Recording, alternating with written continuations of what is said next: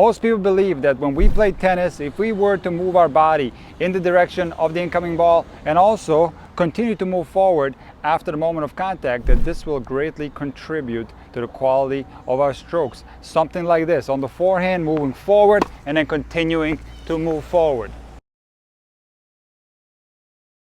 The idea of moving our body forward on our tennis shots makes sense. It is very logical to think that moving our body weight through the shot will help us to play tennis. And also, most people will throw the ball for fun, whether they're bowling or throwing the baseball. Naturally, on those type of things, we are going to move our weight from the back foot on to the front foot. And this is not something that people have to learn. This is just naturally how people throw. We move our weight forward when we're throwing the ball. Now, what about tennis? This is where it gets a little bit complex. So I showed you the serve in my intro. It is absolutely 100% fact that we are moving forward on the tennis serve.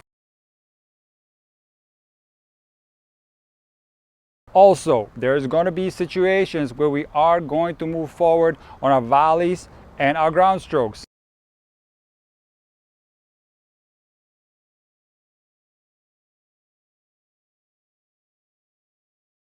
And this is going to be the case whether it's a forehand or a backhand when we're attacking a short ball and when we're literally hitting the ball on the run with no time to get our feet set and positioned. On a ball like this where we have to run through it, we are going to be moving forward through the ball, whether it be a forehand or a backhand or whether it be your volleys.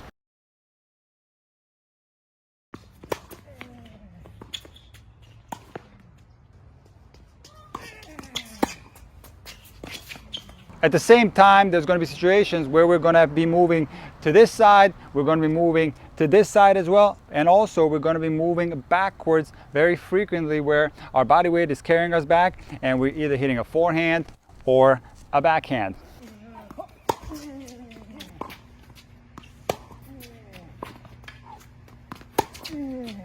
So the important question is, what happens when our feet are set? In other words, we are not hitting on the run, we're in a set position. Do we still move forward? Absolutely not. If you do so, you're going to greatly hinder your ability to control the ball, and you're therefore going to have a very difficult time keeping your shots inside the baseline. And guys, I know this sounds a little bit confusing. I'm going to go back to the serve, and it's going to make a lot of sense when I explain the difference between a serve and a ground stroke, for example. So the trajectory on the tennis serve is going to be more down. The trajectory on a ground serve is going to be more up. So what happens on the tennis serve, we are throwing the ball inside the baseline. Naturally, when we lean forward, our body weight is going to move down and forward.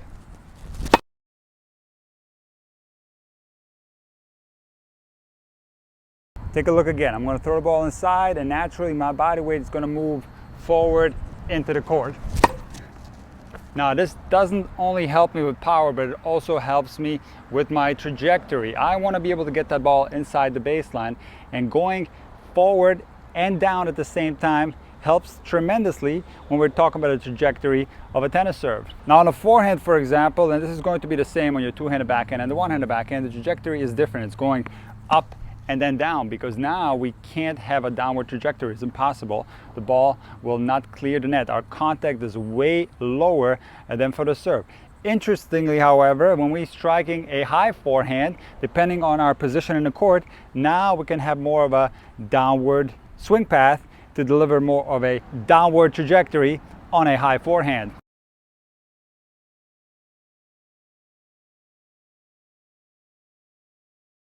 So guys, when we're talking about high balls, it is absolutely okay to go forward, and it's not actually only forward, it's even down with the upper body a little bit. You can see this on high forehands, you can see this on high two-handed backhands. You don't see it so much on a high one-handed backhand for reasons that I'm going to get into in a different video. Also, if you're hitting high volleys, it is absolutely okay to go forward and down with the upper body, and it's the same thing on the overhead. Just like the serve, it is okay to go forward and down at the same time. However, if we're talking about the bread and butter shots, which is the vast majority of the ground strokes that we're hitting from stationary positions at a lower level, it is absolutely no benefit to go forward because the racket needs to go up.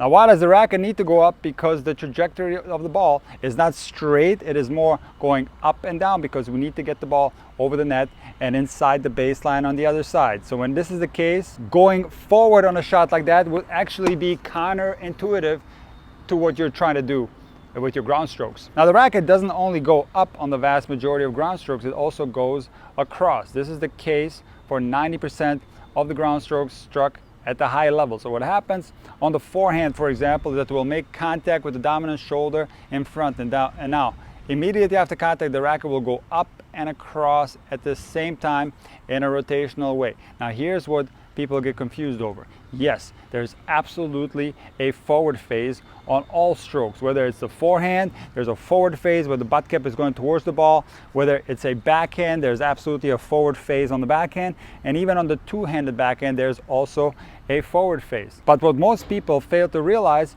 is that the forward phase is happening in conjunction with the body's torso rotation. I'm going to go through the forehand, the one-handed backhand, and the two-handed backhand real quick to explain to you what happens in the forward phase. So on the forehand, we're going to sequence the torso rotation early when the racket starts to drop, so that when we get into this phase, the beginning stage of the forward phase, when that butt cap turns and it starts pointing towards the other side, now our chest is going to be fairly open.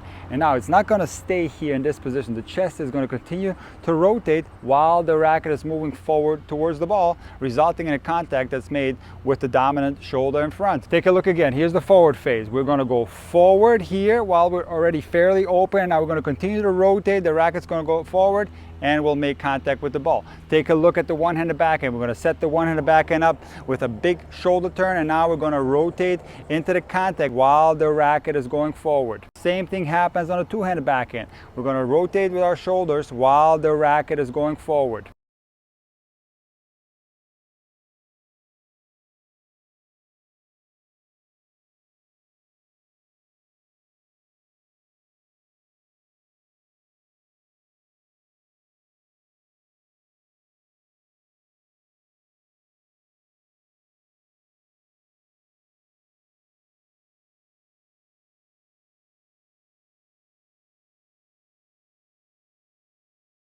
Now, this is an undeniable fact. Take a look at any high-level player, whether it be your local high-level junior, college player, or even elite players that we watch on TV. These are fundamental elements of ground strokes that are so important that if players didn't have torso rotation, they wouldn't be able to play at the high level. Here's what a forehand, for example, looks like without torso rotation.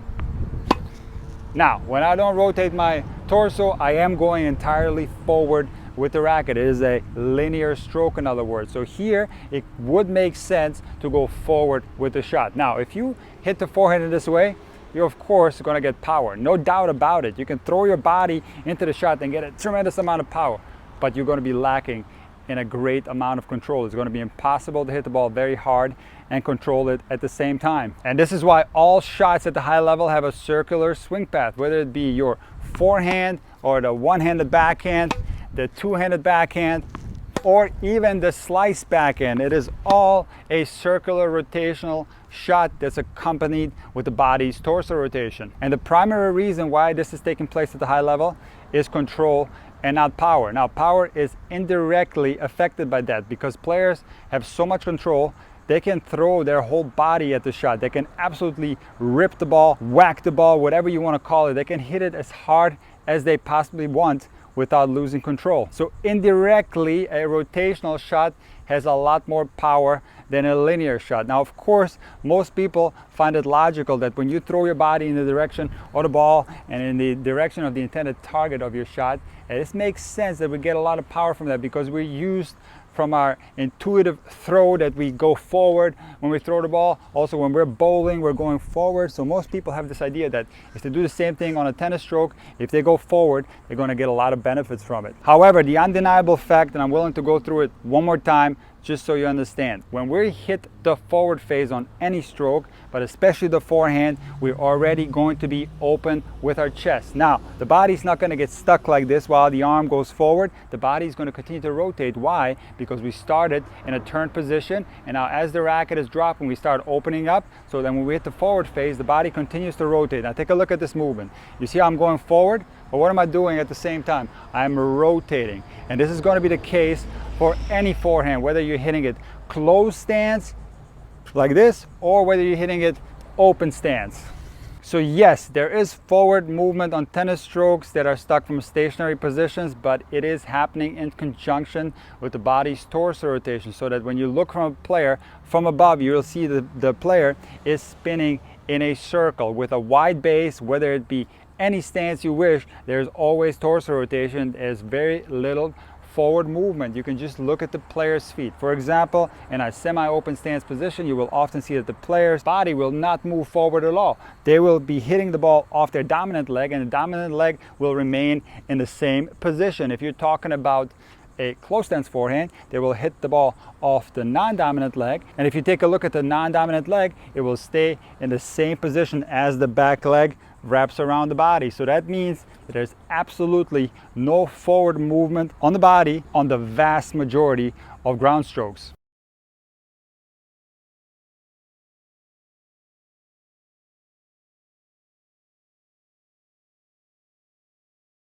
I want to make sure that you understand this one distinction, which is when we're moving around the court, yes, our body is going to be moving in many different positions. So when we hit a short ball, yes, our body is going to be moving forward the same way it is when we're moving backwards or to the sides. However, the vast majority of tennis strokes are struck when players' feet are set in position. And when this is the case, the body is absolutely not moving forward on the ground strokes. And as I already mentioned earlier, when we strike a higher ball, now the trajectory is more downwards, and here it's okay to go down and forward with the body, whether it be a serve, an overhead, or even a high forehand. It's okay to have the body go forward while we're executing that type of shot. However, what I told you before, the sequencing of the torso rotation and the torso rotation is going to remain the same. The fact that we're hitting the ball more at a downward trajectory will allow us to get our body weight into the shot a little bit more.